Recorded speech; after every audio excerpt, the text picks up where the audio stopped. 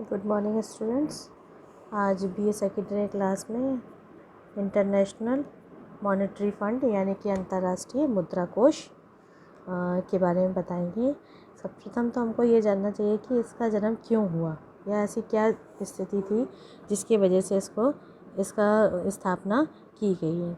जब हमें पता है कि हमारा प्रथम विश्व युद्ध और द्वितीय विश्व युद्ध हुआ था, कोई भी युद्ध होता है या कोई भी वैश्विक संकट आता है तो सबसे पहले हमारे जो अर्थव्यवस्था होती है उसकी स्थिति ख़राब हो जाती है। वहाँ का जो स्थिरता नहीं हो पाती है, मौद्रिक और विनिमय दर में जो स्थिरता होनी चाहिए वो नहीं हो पाती है, क्योंकि उस समय जो रोज़गार है, व्यापार है, वो सारी चीज़ों पे प्रभाव पड़ता है, जिस वजह से वहाँ पे मौद्रिक और विनिमय दर में अस्थिरता उत्पन्न हो जाती है। तो जब 1930 में विश्व मंदी हुई थी, ये सबको पता है, 1929 और 30 के बीच में विश्व मंदी हुई थी, आर्थिक मंदी हुई थी। और उसके बाद दूसरे क्रम में देखें तो 1931 में स्वर्ण मान का त्याग कर दिया गया था। तो उसके स्थान पर मतलब पहले जो होता था स्वर्ण को रखकर ही मौद्रिक जो था उसकी वैल्यू रखी जाती थी, लेकिन उसको हटाकर एक मौद्रिक राष्ट्रीयता को बल दिया गया। तो इस तरह से हम देखते हैं कि प्रथम विश्व युद्ध 1914 और 1929 और 30 में विश्वव्यापी और हमारा जो सेकेंड वर्ल्ड वार हुआ था। तो ये 3-4 जो स्थिति हुई उसके बाद से हमारे यहाँ जो स्थिति थी वो बहुत ही ज़्यादा विश्व की अस्थिर हो चुकी थी। और उसको स्थिरता में लाने के लिए जो देश थे, कुछ देश जो थे, उन्होंने क्या करा, वहाँ पर मतलब निर्यात में जो वृद्धि की भावना से जो विनिमय अवमूल्यनीय प्रतिष्ठा का जन्म हुआ, यानी कि लोग निर्यात में वृद्धि करने लगे थे। और उससे क्या होने लगा था, विनिमय नियंत्रण में आंतरिक मूल्य में बहुत ज़्यादा क्या होने लगा था, अप्स एंड डाउन होने लगे थे। और पारस्परिक प्रतिस्पर्धा बहुत ज़्यादा बढ़ गई थी। विनिमय जो रेट ऑफ एक्सचेंज था, यानी विनिमय दरों में कभी ऊपर कभी नीचे हो रहा था, जिससे कि अंतर्राष्ट्रीय व्यापार में इसका बहुत ज़्यादा प्रभाव पड़ रहा था। और ये केवल मतलब अंतर्राष्ट्रीय नहीं, सबसे पहले तो ये आंतरिक में प्रभाव डालता है, यानी कि हमारे जैसे इंडिया में कुछ प्रॉब्लम इस टाइम वैश्विक प्रॉब्लम चल रही है, तो इस टाइम केवल इंडिया में ही इसका प्रभाव नहीं है। इंडिया से जुड़े जो देश हैं जहाँ से आयात होता है या निर्यात होता है, उन देशों पर भी प्रभाव पड़ने लगता है। तो जब ऐसा हुआ तब वहाँ पर जो था सन 1943 में इंग्लैंड के जो प्रोफेसर थे केन्स और अमेरिका के डॉक्टर वाइट, इन दोनों ने एक योजना बनाई। और 1944 में ब्रेटन वुड्स में 44 जो मित्र राष्ट्र के एक सम्मेलन हुआ जिसमें 44 देश के जो लोग थे वहाँ पे इकट्ठे हुए थे।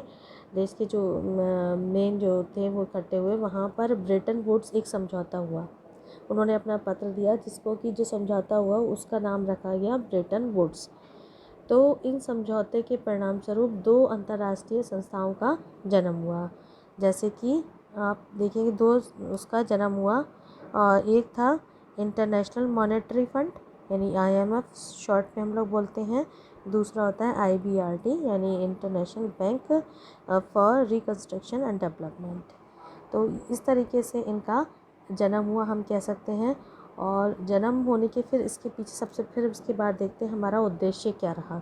इसका जो मुख्य उद्देश्य था इंटरनेशनल जो फंड और उसके जो मॉनेटरी स्थिरता को बनाए रखना। सबसे पहली बात कि जो अंतर्राष्ट्रीय स्तर पर जो हमारी जो वित्तीय व्यवस्था जो थी वो बहुत ज़्यादा चरमरा गई थी, उसको मेंटेन करना, उसको स्थिर में लाना, ये सबसे बड़ी क्या थी इसका लक्ष्य था। और इसके साथ ही साथ इसमें आर्थिक और देखा जाए तो जब स्थिरता आएगी तो उसके बाद क्या होगा, आर्थिक प्रगति। जब स्थिरता आएगी तभी तो प्रोग्रेस होगी। तो उसको इसके बाद जो था आर्थिक प्रगति को बढ़ावा देना था इनका काम। जब आर्थिक प्रगति को बढ़ावा देंगे तो हमारे यहाँ क्या होगी, गरीबी भी कम होगी, यानी ये भी उसका उद्देश्य था। और जब गरीबी कम होगी तो क्या हो जाएगा, रोज़गार को बढ़ावा मिलेगा। रोज़गार को बढ़ावा तभी मिलेगा जब गरीबी क्या होगी, रोज़गार को बढ़ावा मिलेगा, फिर गरीबी ऑटोमेटिकली कम हो जाएगी तो लोगों का जीवन स्तर सही हो जाएगा, जीवन स्तर सही हो जाएगा तो आर्थिक प्रगति होगी। तो इसके जो मेन हेडिंग दे रखी हैं, मौद्रिक सहयोग, ये क्या करता है कि जो सदस्य देश होते हैं इसके 144 के करीब 100 सदस्य देश हैं और भी बढ़ गए होंगे इस टाइम, तो जो मुद्रा नीति संबंधी सहयोग स्थापित करना और उनकी जो समस्या होती हैं उसका समाधान करना। एट प्रेजेंट अगर हम देखें परिवेश में, तो इसमें जो चाइना है, चाइना में भी ये जो विश्वव्यापी बीमारी का, कोरोना का जो प्रभाव है देखा गया है।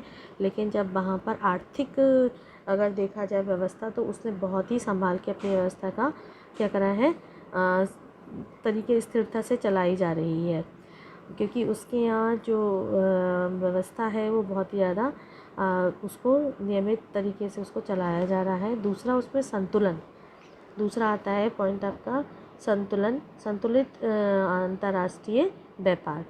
जब विभिन्न देशों में होने वाले जो आपसी जो व्यापार होते हैं उसमें जो भी बंधन होते हैं उसको मुक्त कराना और उसमें जो दिक्कतें आती हैं उसको दूर करना और नया समाधान। तीसरा आता है विनिमय दर स्थापित करना। सबसे बड़ी प्रॉब्लम हमारे यहाँ क्या हो गई थी, जब इसका जो जन्म हुआ, इसका रीज़न ही यही था कि रेट ऑफ एक्सचेंज यानी विनिमय दर में स्थायित्व लाना। तो मुद्रा कोष प्रत्येक देश की जो विनिमय दर होती है, विनिमय दर जो होती है डॉलर में निर्धारित करता है। ये हमें पता होना चाहिए। जो विनिमय दर होती है वो किस पर निर्धारित करती है, मूल्य का, जो भी मुद्रा का मूल्य और उतार चढ़ाव होता है हम उसको किससे देखते हैं, डॉलर से देखते हैं। जैसे कि लिखा है, फॉर एग्जांपल अगर सदस्य देश की रेट ऑफ एक्सचेंज गिरने की आशंका होने वाली होती है, आशंका होती है, तो मुद्रा कोष उसे क्या करता है, उसको सहारा देता है और उसको ज़रूरत पड़ने पर उसको उधार भी वित्तीय सुविधा प्रदान करता है। फिर नंबर 4 है बहुमुखी भुगतान। बहुमुखी भुगतान में सबसे बड़ी क्या होती है कि मुद्रा सभी देश की भिन्न भिन्न होती है। सबसे पहले बात, सबकी अलग अलग मुद्रा होती है और अपरिवर्तनशील होती है, मतलब उसको परिवर्तन, अनेक देशों के जो सरकार ने फॉरेन एक्सचेंज पर नियंत्रण लगा रखा है उसे क्या करती है, उसे हटाकर ऐसी एक वहाँ पर अंतर्राष्ट्रीय भुगतान यानी कि इंटरनेशनल पेमेंट व्यवस्था को स्थापित करने का प्रयास किया गया, जिससे कि प्रत्येक देश का अगर हमें ज़रूरत है तो उसमें हम उसको भुगतान करने के लिए तैयार रहें। आर्थिक सहायता, जिस देश का भुगतान संतुलन बिगड़ जाता है तो आईएमएफ क्या करता है, शॉर्ट पीरियड में उसको ऋण देकर उसको सहयोग देता है, तथा इससे जब वो ऋण देता है, उसको सहयोग देता है, तो वहाँ की व्यवस्था में सुधार होने लगता है। और नेक्स्ट है कि असंतुलन की अवधि में मात्रा।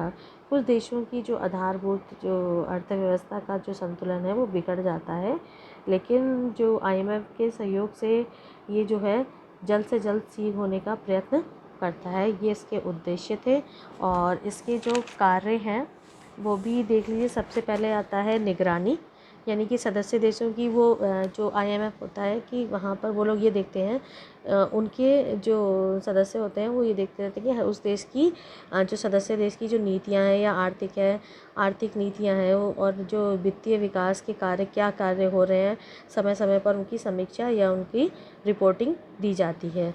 दूसरा होता है कि वित्तीय सहायता तो है ही कि राष्ट्रीय प्राधिकरण डिज़ाइन समायोजन कार्यक्रम को धन मुहैया कराना और प्रभावी जो कार्यान्वयन जो सशस्त्र वित्तीय देना कि यदि आप अगर ऐसा कार्य करते हैं तो आपको इतना मतलब फ़ंड आपको दे दिया जाएगा। फिर उसके बाद आता है कि तकनीकी सहायता में क्या होता है कि तकनीकी सहायता क्या होती है कि कोई भी कार्य अगर उन्होंने कहा कि हमें जैसे कि हमें अपने यहाँ बिजली का उत्पादन करना है, तो वो क्या करेंगे, वो हमको तकनीकी सहायता प्रदान करेंगे ताकि हमारे कार्य क्षमता में वृद्धि हो और उसका विकास हो। उसके लिए वो सहायता देता है और प्रशिक्षण भी देता है। उसके बाद आता है संसाधन क्या होते हैं, जो रिसोर्सेज सदस्य देशों का प्राथमिक स्रोत ही वित्तीय संसाधन का होता है, जो कि उसका कोटा होता है। तो जो इंटरनेशनल मॉनेटरी फंड होता है वो अपने कोटा संसाधनों की पूर्ति के लिए अस्थायी रूप से वो खुद भी उधार ले सकता है और दे सकता है। That's all.